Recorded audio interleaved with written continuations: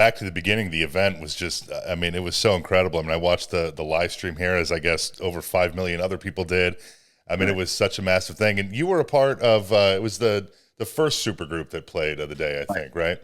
Yeah, yeah, yeah. And it was, KK Downing had messaged me about it. Of course, I said yes, it would be great. And this was back in early January, so it was still, nobody had heard anything about it. It was just sort of within the confines of the organizers, and that Tom Morello was putting it together. I just met Tom a year ago at NAMM, year and a half ago now, I guess. He was at the Metal Hall of Fame. I was inducting Eddie Trunk for his 40th anniversary of broadcasting, and he's been a host of the Metal Hall. So ironically, I met Tom there at the same time, and I knew he was a Megadeth fan. He's a music fan, and so the fact that he was putting it together, I thought was great. And it was just great to see so many friends, so many people from over the years I had toured with, been friends with, made music with pretty much every configuration there. Maybe not the Rival Sons, but that was maybe the only one. You know what I mean? I mean, Lzzy Hale, we've done stuff together on Shiprock Cruise. Obviously Metallica, Our Legacy, and the Big Four, and all that stuff. And so it was amazing. And the behind the scenes people, the managers, the agents, all of those people, and it did a lot of stuff with Black Sabbath and Ozzy over the years. Ozfest '98, New Year's Evil in 1998 when Ozzy rejoined Black Sabbath that night. That was a big event in Phoenix. And then we did the 2013 South America tour of Black Sabbath. So I mean, there's a lot of stuff, So. It really was like of this big family reunion, and I think the fact that it was a charity really leveled the playing field of who's the headliner. It's like there's one headliner. It's Ozzy and Black Sabbath. Yeah. We're here for them. That's the reason this whole thing exists. And I think everybody really got behind that, and you could feel it. You really felt that on site at the event. Well, and you also did the two songs with Jake E. Lee, which was aside from seeing Ozzy and Sabbath, I mean, that was another highlight. I mean, that guy doesn't really do a whole lot anymore, and to see. Some acknowledgement from Ozzy's camp and bring him out and do a couple songs. Although it was so funny. I remember watching the stream and you guys were ready to go and he wasn't there. And I'm like, oh fuck, maybe he's not going to play. I know, me too. I think we're all like, oh shit, this is the moment.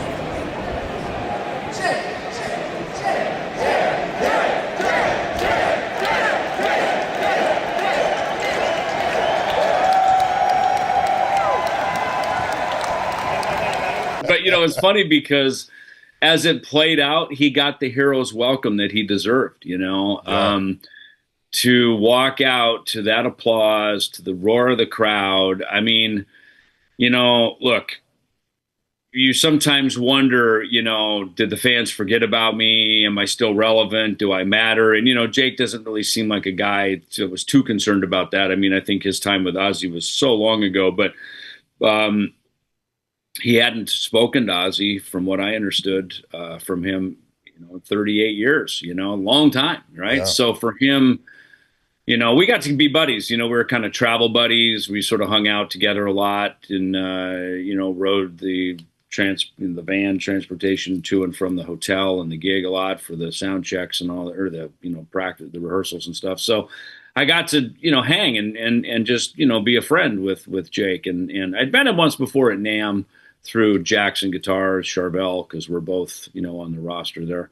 And I saw him in my high school year, 1982, right when he had joined Ozzy. And I just was blown away by how badass he was, I mean, just a consummate kick-ass rock star guitar player, and it was just cool on every level, and so to meet him and, I saw is it Red Dragon Cartel? Yeah. Is that his? Yep. I saw them play at the Grove, and I think they were there for Jackson Guitars Charvel one year. They played the Jackson Guitars party. So, just, so then to finally meet him and hang out and ask him some questions, because I know Jimmy DeGrasso was in the room during the writing of The Ultimate Sin. And I just talked to Jimmy the other day. It was him, Bob Daisley, and Jake when they were over at, I think, Ridge Farms, the studio over there, working on the album. Jimmy told me some behind the scenes stories, a little bit about all that. And I've gotten to know Phil Suzanne over the years. And, so I was honored to play a couple of his bass lines on a song that he wrote, Shot in the Dark, that he brought in. One of the great Ozzy songs, in my opinion. Absolutely. It was really great, to be honest with you, to, and I saw a little bit of that tour, Dave and I, when we went to New York with the Peace Cells mixes that we had made for Combat Records. We went out to New York. We got a new manager. We were being courted by Elektra Records. So Michael Alago had signed Metallica to Elektra, and they were, while we were there that week, Metallica was out on tour with Ozzy. As Master of Puppets for them, it was Ultimate Sin for Ozzy. So I got to, go over and watch the Metallica show, see some of the Ozzy show. So, it's just interesting how, all the narratives and the threads that cross through all the decades and all the years, and then to sit there and go, God, well, here we all are all these years later, and so there was a lot of that, just a lot of great, I was talking to Sammy Hagar because, we put his song "This Planet's on Fire" on the latest Megadeth album that I'm not on, ironically, but me and Dave are kicking around ideas for a cover. That was the song we came up with, and then I guess Dave had Sammy sing on it. So anyway, we're just kind of getting caught up. And I played with Ronnie Montrose for a few years back in 2007 to 2009. So just there's kind of this Montrose connection there, and so wow. To see Steven Tyler, and we were getting caught up, and he sounded so good. I mean, I didn't know what to expect given, everything that's happened with Aerosmith recently, but holy hell, he sounded incredible.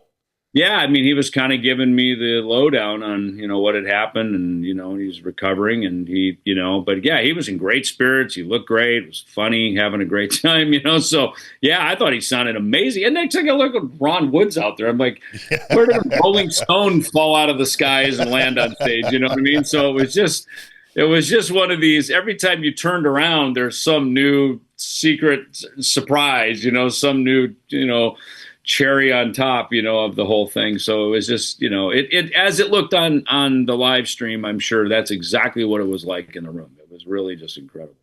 Well, just a couple more things on that before we move on. How were these supergroups constructed? I mean, do they just kind of tell you, hey, this is who you're playing with, and these are the songs that you're doing, or did you have any input on any of that, or no?